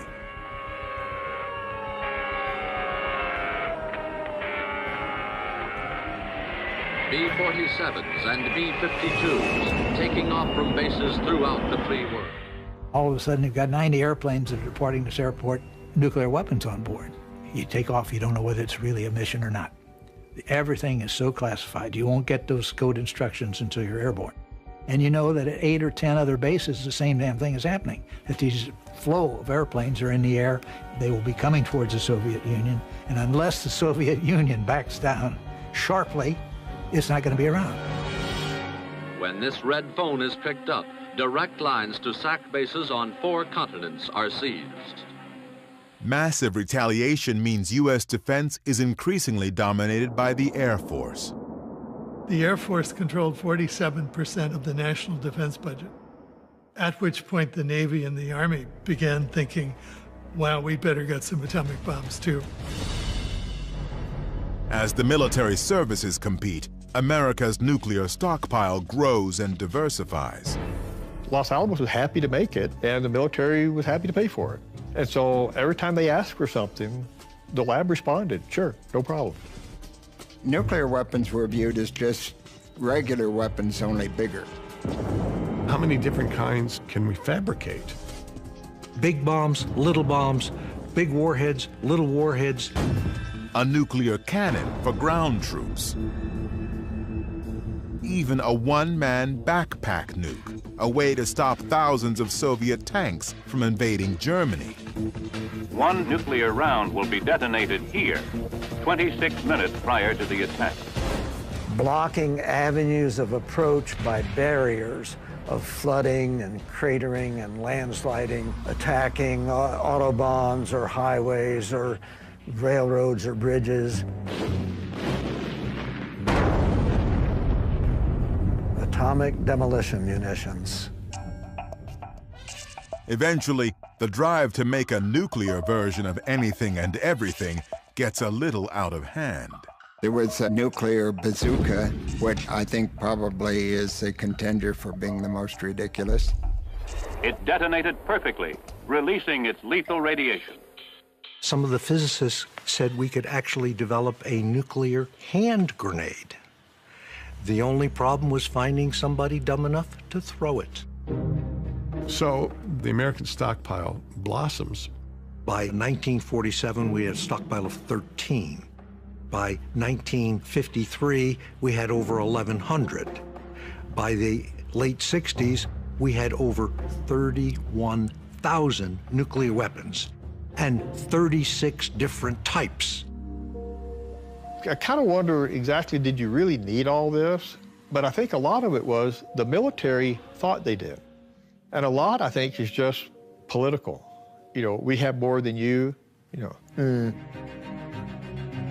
The ultimate example of "we have more than you" comes in October 1961, when the Soviets detonate the largest bomb in human history. Tsar Bomba. 50 megatons. 50 million tons of TNT. When the pilot landed, so the plane was highly warped, skin buckled, and the pilot never flew again. He said he had done his job for the motherland, and he retired after the drop. But it's good for nothing, except symbolism. A bomb this big is not really of any utility. You don't kill a lot more people with a gigantic bomb like that than you can with a couple little bombs. You had two superpowers, and you had to suppress the other superpower from making a first strike. And the only way you could do that was to be so strong that if they did strike you first, they would be wiped out. Mutual assured destruction. Mad. And looking back, I think it was. On the other hand, by both sides being so strong that they knew they could destroy each other, it kept the peace. Until it almost didn't. In October 1962, Soviet leader Nikita Khrushchev sees a chance to make a bold stroke in America's backyard. Khrushchev decides to put missiles in Cuba in order to change the balance of power. Even today, new details about Khrushchev's power play are still coming to light. We still don't know the full story, but it was not just the missiles. The Soviets were planning to create a massive military base in Cuba, the most powerful Soviet military base in the world. He was thinking of a remapping of the Cold War relationship. Dramatic, unprecedented. But to make it work, Khrushchev had to do it secretly. Because if the United States knew that missiles were going to Cuba, we would stop them. It almost works. But before the Soviets can complete the installation, a U.S. spy plane discovers the plan. The showdown begins with a speech. It was about 9 o'clock in the evening that they announced the speech of the president to the nation. Good evening, my fellow citizens. This government has maintained the closest surveillance of the Soviet military buildup on the island of Cuba. And my father told me, I think they discovered missiles. A series of offensive missile sites is now in preparation on that imprisoned island. The Soviets were very worried. They were kind of expecting Kennedy to announce not just a blockade, but maybe an invasion of Cuba. And then it will be strong possibility of the real nuclear war. And it will be end of the war.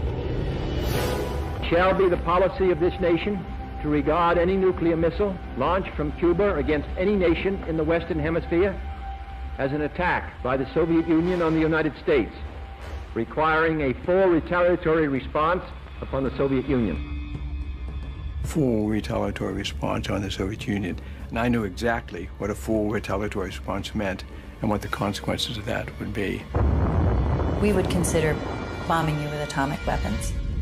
To see the President of the United States go on national television, tell the world that could happen, that got people's attention. At United Nations headquarters in New York, the Cuban crisis is the one and only subject of discussion. The issue which confronts the Security Council is grave. As Kennedy considers invading Cuba, he calls former President and General Dwight Eisenhower for advice. General, what's your judgment as to the chances they'll fire these things off if we invade Cuba? I don't believe a bit. You don't think they will? In other words, you would take that risk. Right. Something may make these people shoot them off. I just don't believe this will. Yeah, all right. In any event, of course, I'll say this. I'd want to keep my own people very alert. Yeah. No, hang on tight. Kennedy has no idea that tactical nuclear weapons are already in Cuba. They were thinking, well, if the Americans land in Cuba, then we wouldn't have to use at least tactical nuclear weapons to repel them, and maybe even mid-range weapons. Missile officers in Cuba had authorization from the Soviet Union to launch those missiles rather than allow them to be destroyed. Now imagine if Marines had landed on the beaches of Cuba and had been met by a volley of tactical nuclear weapons.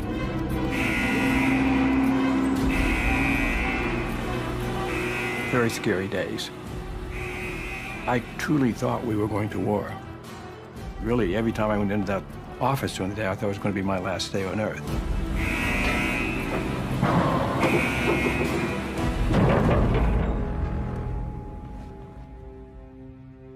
In the end, Kennedy and Khrushchev both stare into the nuclear abyss and step back. Two leaders took control of this crisis They decided, no, we will not start the war, we will try to resolve this diplomatically. There is a great story of nuclear learning here. When they realized what the consequences could be, Khrushchev really changed his position in a radical way, very quickly. Khrushchev withdraws the missiles.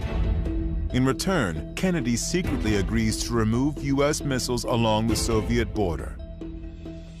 Cuban Missile Crisis was a much closer call than I think people to this day really realize. Both sides were behaving really recklessly. But once they saw what the real danger looked like, then both of them made concessions and became very reasonable. And you can even say that the Cuban Missile Crisis began the process of arms control. As President of the United States, I now sign the instruments of ratification of this treaty. 9 months after the missile crisis, the US, Soviets, and Britain agree on the first test ban treaty, which bans nuclear tests in the atmosphere, in space, and underwater. And within a year, the first direct hotline is established between Washington and Moscow.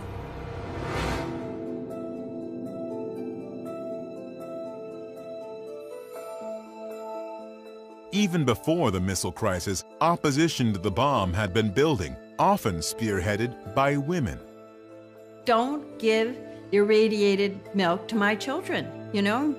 You have a bomb test, the winds blow radiation to the fields where the cows eat the grass, and then you get the milk and we serve it to our children. No, we're not going to do this anymore.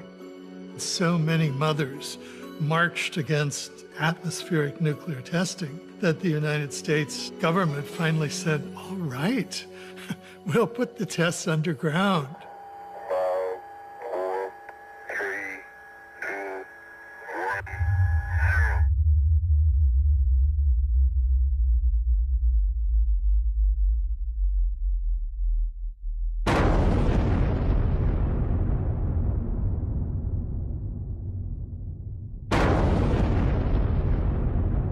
Underground tests also explore the potential to use the bomb for landscaping on a gigantic scale, possibly excavating road cuts, harbors, canals. The testing that began in 1945 and continued through 1962 included over 200 nuclear explosions.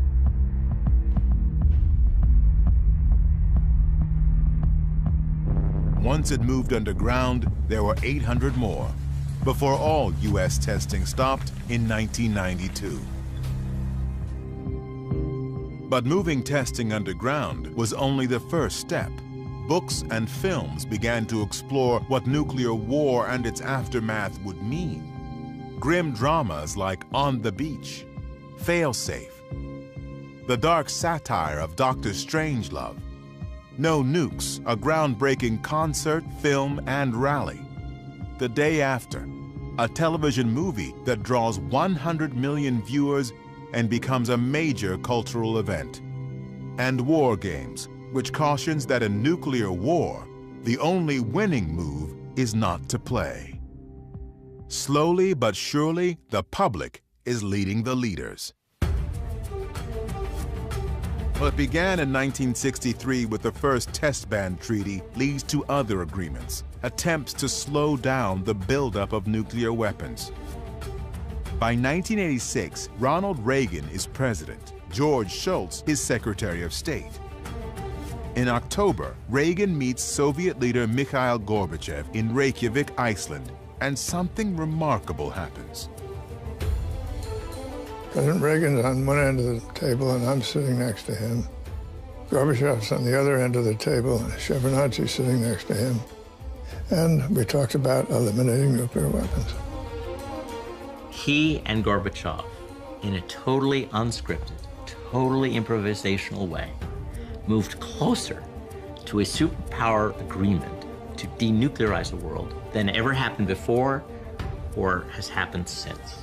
Such a dramatic moment where two presidents of these superpower enemies suddenly find this common platform, common wish.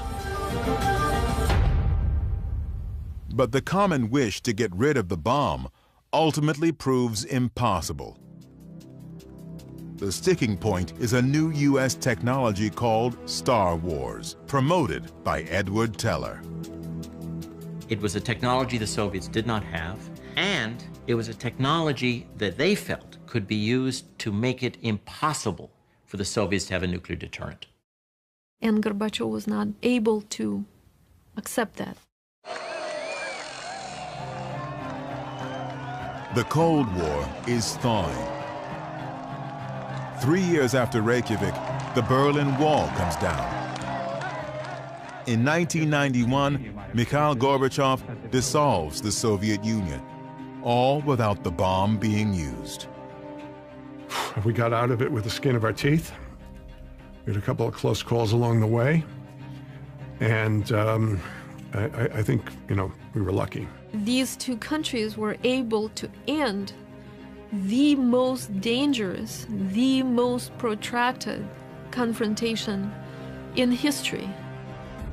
At the height of the nuclear arms race, the U.S. and Soviet Union together had over 60,000 nuclear weapons. It's absolutely insane.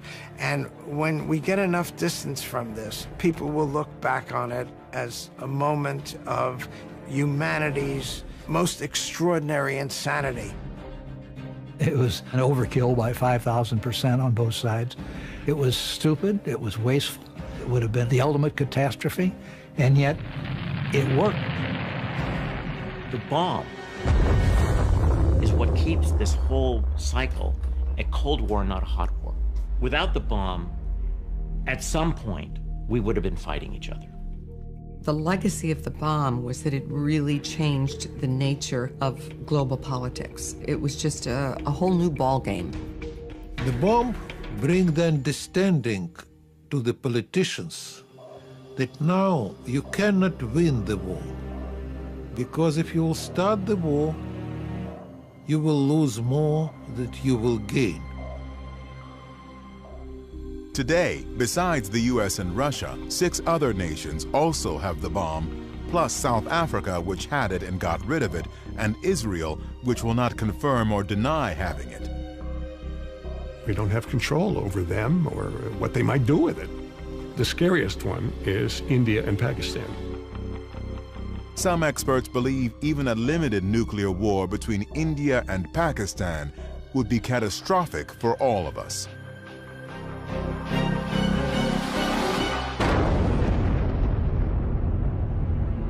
There would be so much smoke and smog from the cities burning that there would be a sort of nuclear winter around the whole world, dropping average temperatures just enough to cause crop failures worldwide.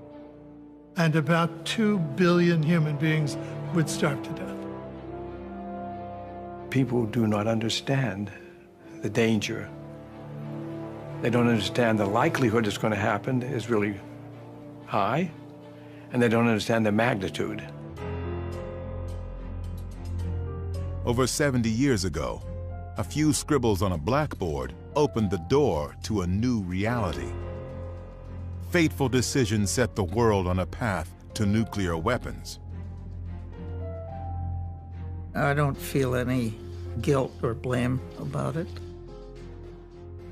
I think my view really is if we hadn't done it, somebody else would have. And it would be with us in any case. There is no going back. The knowledge of how to destroy ourselves is here to stay. It appears that our task is learning how to live with it. I think what should give us hope is that in all the decades since 1945, not one nuclear weapon has been exploded in anger anywhere in the world. We've managed somehow to keep our thumb off the button, and let's hope we continue.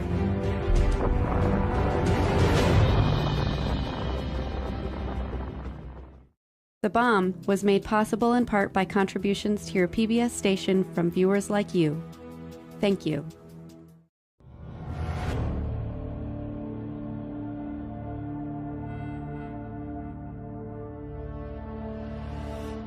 bomb is available on DVD. To order, visit shoppbs.org or call 1-800-PLAY-PBS. Back to Washington. Groves has put in motion what will become a vast industrial complex in less than 2 months. There's only one thing missing: the bomb itself. It'll be years before there's nuclear fuel ready. The uranium is produced one tiny particle at a time. But when that fuel is ready, Groves will need a design for a bomb that works. And for that, he needs scientists. He's been meeting plenty of them at Columbia, Chicago, Berkeley. No question they're smart, but they just rub him the wrong way. He's a military man, so we've got a clash of cultures here. Groves was a very smart man and knew a lot about a lot of things, but he didn't know much about physics. He also had a pretty thin skin about people looking down on him who had PhDs, which he didn't have. Eggheads. He thinks that these guys are up in the clouds. They're not very practical. Their politics are, for the most part, suspect. They talk too much. What about security here? This is going to be a big secret here. They're blabbing all over the place amongst themselves. They're going to have to be put in shape. Groves needs a scientist he can work with. Someone who can turn theories into a working bomb, and run a lab, and manage a team of the most brilliant and cantankerous minds ever assembled in one place. Against the advice of most of the senior physicists in America, he chose Robert Oppenheimer. Oppenheimer? Oppenheimer ran graduate seminars of 15 people. That was it.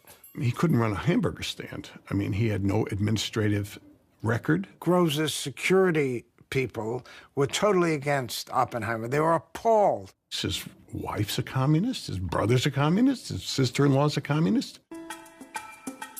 And yet, the no-nonsense general senses something in this brilliant dreamer that strikes a chord. Oppenheimer was very good at explaining things. And Oppenheimer explained things so beautifully and so respectfully to General Groves that Groves just was dead.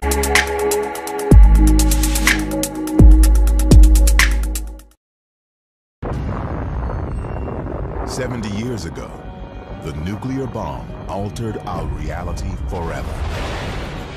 For the first time in human history, we now were capable of our own destruction as a species.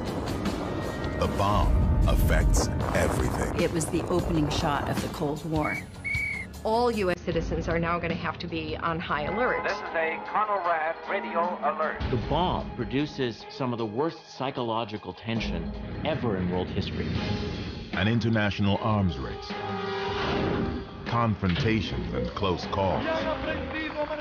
Politics, culture, even sex. And there was a kind of thrilling excitement about it.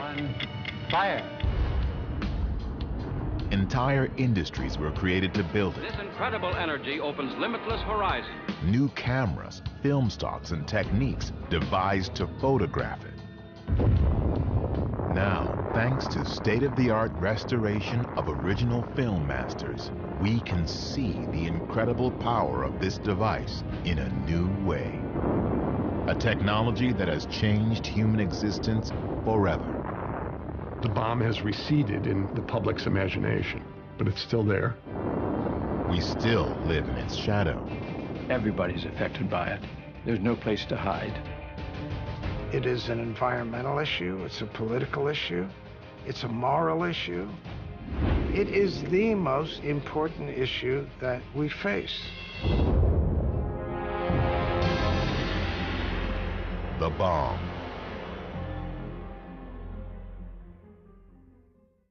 The Bomb was made possible in part by contributions to your PBS station from viewers like you. Thank you. It first appeared in the New Mexico desert, a place the Spanish called Jornada del Muerto, Journey of the Dead. Here, miles and miles from anywhere, the bomb came to life. The exact spot is inaccessible, hidden inside a 3,000 square mile weapons range. But for a few hours once every year, it's open to the public. She calls fission. Meitner publishes her conclusion in the scientific journal Nature. The news begins spreading through the international physics community. The implications of that were obvious to physicists all over the world. Out of a little bit of material, it can produce an enormous amount of energy. The timing could not be worse. Nazi Germany is on the rise. Adolf Hitler is about to start World War II.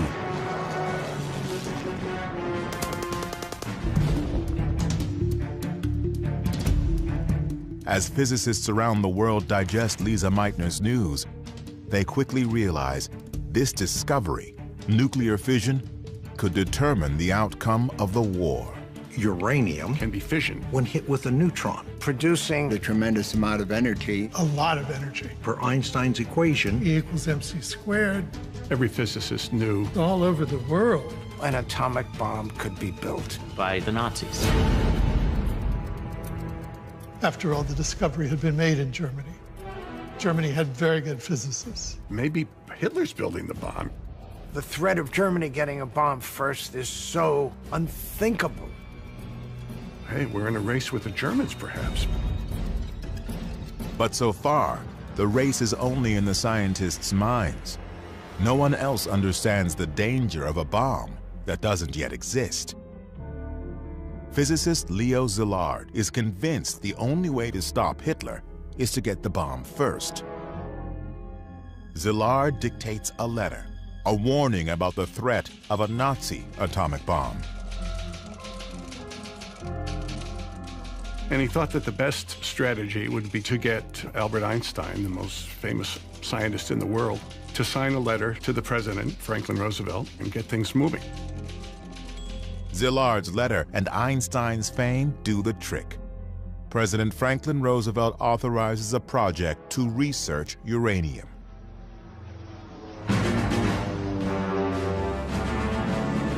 Two years later, the Japanese attack Pearl Harbor.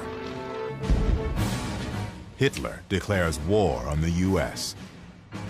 America is fighting two wars against Germany in Europe, Japan in the Pacific. Suddenly, Roosevelt's uranium research project is critically important. What began as scientific inquiry is about to become a crash program to build a bomb.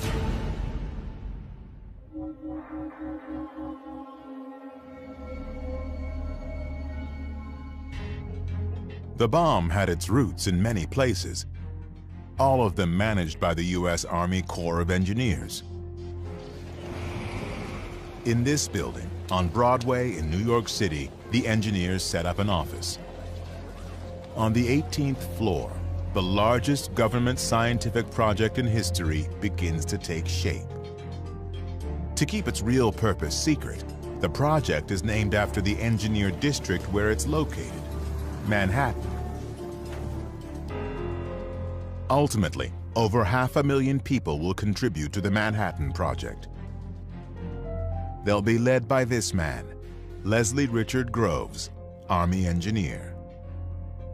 Groves has been in charge of building the Pentagon and internment camps for Japanese Americans. Now he's itching for the next step in his career, an overseas combat assignment. Then Groves gets a surprise update from his boss. I have a project for you. And Groves realizes what it is. Oh, no, not that thing. No. He's ready to go overseas, and he's very disappointed.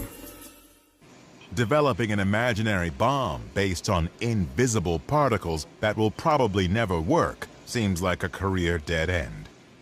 But, hey, you do what you're told. You do what you're told, and you do it to the best of your ability. And he put his foot on the accelerator and never let up. But first, he negotiates a raise. He says, I'm going to have to be a general. I mean, these scientists aren't going to respect me if I'm just a colonel. Now he gets to work. Friday, day 1, purchase 1,200 tons of uranium ore. Saturday, negotiate special top priority rating for the project. Monday, meet with Presidential Science Advisor Vannevar Bush. Wednesday, go to Tennessee. Buy 56,000 acres of land for factories. Next, visit universities and meet scientists. Columbia, Harold Urey. University of Chicago, Arthur Compton. Berkeley, California, Ernest Lawrence.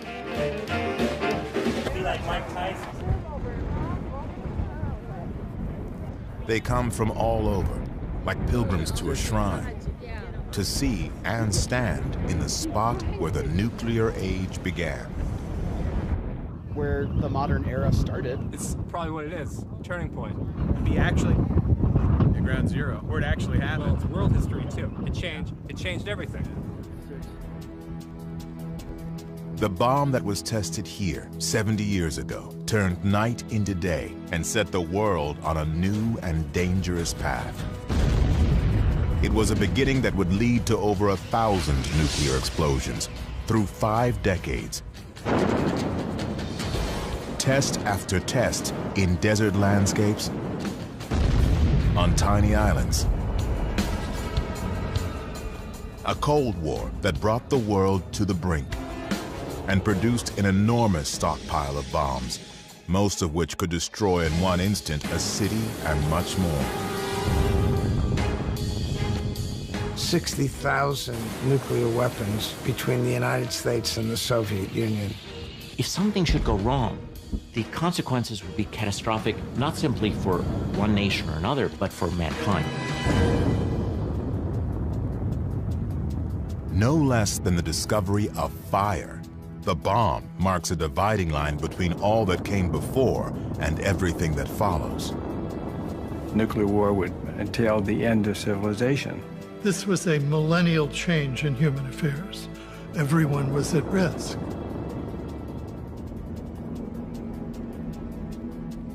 The force that first appeared on this spot, a power greater than we can imagine. Where did it come from? How did it all start?